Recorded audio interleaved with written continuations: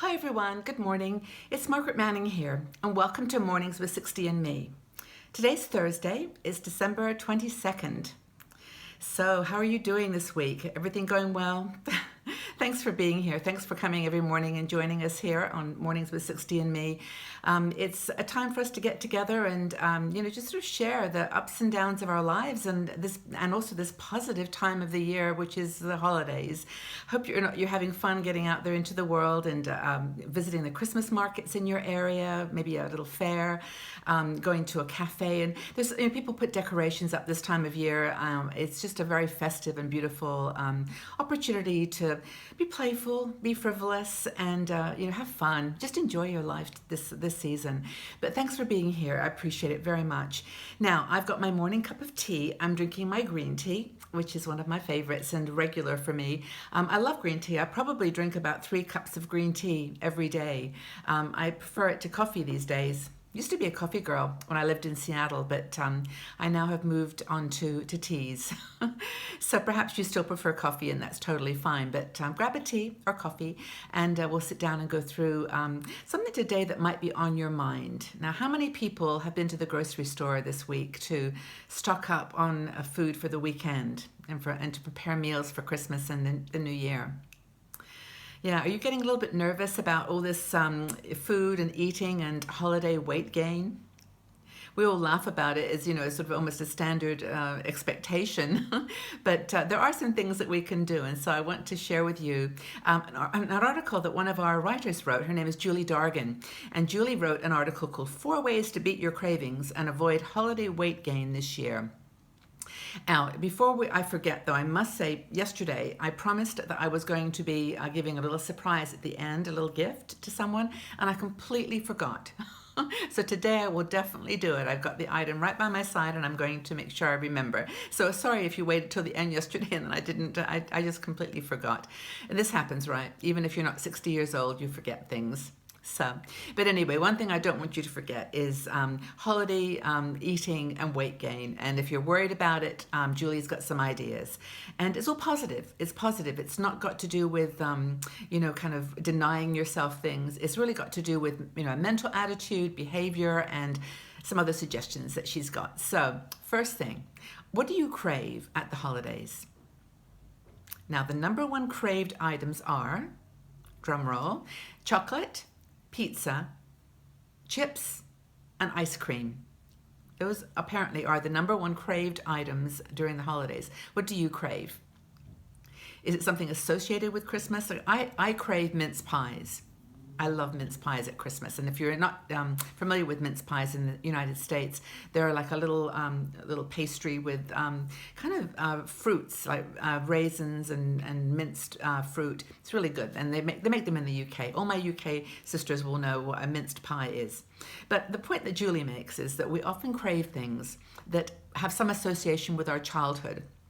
So all those foods I mentioned, pizza and ice cream, were all things that as children sort of symbolized love and acceptance and fun. It was just the stuff we ate when we were kids. And we have associations of positivity and fun with those foods. And that's, according to Julie, one of the reasons that we crave them. We crave the feeling as much as we crave the food. So I think that, if you're feeling unloved or bored or stressed or depressed, you tend to gravitate to those foods that you have a memory are going to make you feel better. So that seems pretty normal to me. The problem is that these food cravings also trigger things like, guilt and, result in binge eating because you eat too much of it. Like one just tub of ice cream isn't enough, the whole thing with a big spoon, and therefore you can get unhealthy weight gain and, feelings of guilt that you just have given in one more time to a food craving. So some simple techniques that Julie recommends that I think are quite good is that, and some people, by the way, don't associate cravings in a negative way. And if you love something, don't deny yourself it. Put it into your diet. Maybe watch the portion size or how much you're eating. But if cravings don't result in excessive behavior, then just go ahead and enjoy them. I mean, that's part of the fun of eating at the holidays, is cooking the things that you love and, enjoying them and enjoying the feelings that they bring back as well. So another thing is that, people who do actually have food cravings, though, can do something about it. Now, it's not a negative thing to have a food craving, but basically, if you're hungry, any food's going to do.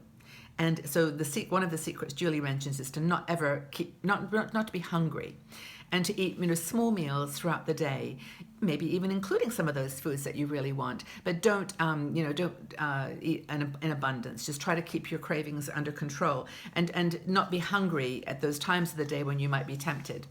They always say never go shopping on an empty stomach, because everything will look great, and it's true. So that's something to do. Now, there's different levels of ways you can deal with food cravings. One is, of course, to just fix the food, to choose the foods that you buy. I mean, if you don't have something in the house, you're not going to be able to eat it, even if you crave it. So any of that caramel sutra ice cream that I love, if I don't buy it, I'm just not going to eat it. I'll have a yogurt instead. So, just a food fix is just to not put those things in your home. Also, to just shop, carefully, to not buy processed carbohydrates that are going to, pack on the pounds, or, don't focus on comfort foods. Now, one thing that she just does mention, which really surprised me, was this eating warm food. Now, apparently eating warm food is very nourishing for you psychologically. So to have a bowl of soup, or a nice, like a cup of soup, miso soup, something that's really warm, even broth, is good for you, even in the summer months. Now, we tend to eat that in the winter months because you associate cold with warm food. But in the summer, it's also very soothing emotionally and psychologically. So that's kind of an interesting one. Another thing is she mentions peppermint tea. I don't actually, never read this, but peppermint tea apparently is kind of an appetite suppressant. So if you actually just smell peppermint tea or drink a cup of peppermint tea, it helps you. It helps you to cut back on food cravings that might add those pounds during the holidays. Didn't know that. So behavior fixes. So we had food fixes. Now behavior fixes. These are things where you have a plan where your behavior helps you to not feed your cravings. So the point is to not restrict yourself, but to just eat, like I said earlier, in smaller quantities. If you depend on willpower, I'm not going to eat this food, I'm not going to eat any more cookies, you will not succeed.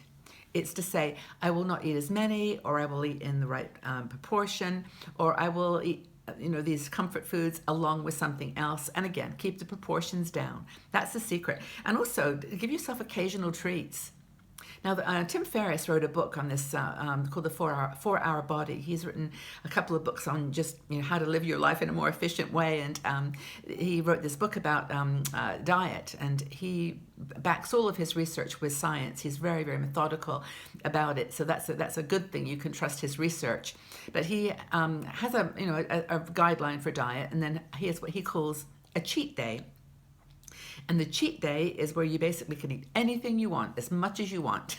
Just go crazy. But the rest of the week, keep a very straightforward and monitored diet. But anyway, this cheat day is a good thing to do every now and again. Just let yourself go. So I've got my salted caramel chocolate that is standing by for my cheat day. But anyway, allowing yourself a slice of pizza, allowing yourself some cookies, is giving permission in a positive way.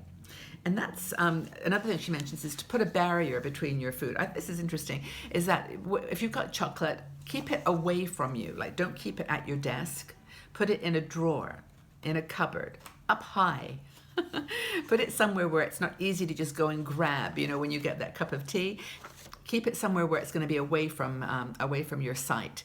And that's, I think, a good idea. And also to buy small bars of chocolate as opposed to a big, huge bar. It may end up being a little more expensive, so maybe take a big bar and break it into small pieces and put the little bags away. I actually do put together little bags of mixed nuts. I have a tendency to I love nuts, so I have a tendency to just grab a handful 3 or 4 times a day, and they're pretty high in calories, even though the fat is great for you. So I now just take little baggies, and I put 2 walnuts, 2 almonds, 2 pecans, a Brazil nut. and that's my little snack, and I do that two maybe 3 times a day. It's better to control it, the sizes. Another thing, which is a mind fix, we've done food fixes, behavior fixes, and now mind fixes, is to think about the influence that food has on you mentally. Now, willpower is one thing, like I won't eat, but mind power is something else. So actually, food cravings are intensified when you can smell. So for example, if you've ever walked past a bakery with fresh bread, you just honestly, you hardly cannot stop and go in and buy something. It's just, it triggers something in you. So, smell something non-food related, or think about something like the smell of the sea, or visualize a rainbow. Just, if you're craving foods. Another thing that she mentions, which is another kind of mental thing, but it's physical, is to use tapping. Now, this is something that she says works with her clients, which is, you tap pressure points. So one pressure point is the point between your wrist and your little finger, this area here. If you press there, the other thing is the top of your head.